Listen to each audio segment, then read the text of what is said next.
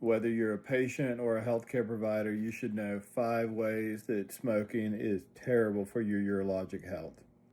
If you want to get a decent erection, forget about cigarette smoking. It causes both atherosclerosis as well as nicotine is a vasoconstrictor, so you need blood vessels to open up to get that love and feeling, and smoking is not going to make that happen. 2, far and away the most modifiable risk factor for bladder cancer is smoking.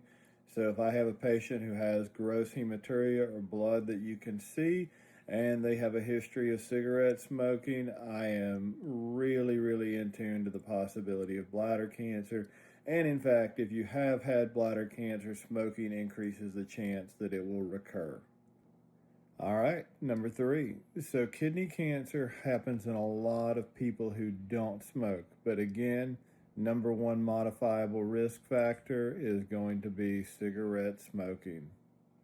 4, male fertility and cigarette smoking. Cigarette smoking in a dose-dependent fashion, meaning the more you smoke, the more the impact is, decreases both sperm motility, that means how much they swim and move, as well as sperm counts.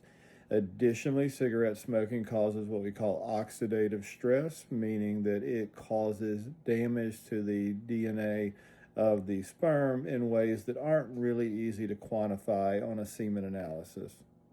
And 5, men think that the main thing that drives urinary symptoms is an enlarged prostate, and that can certainly do it.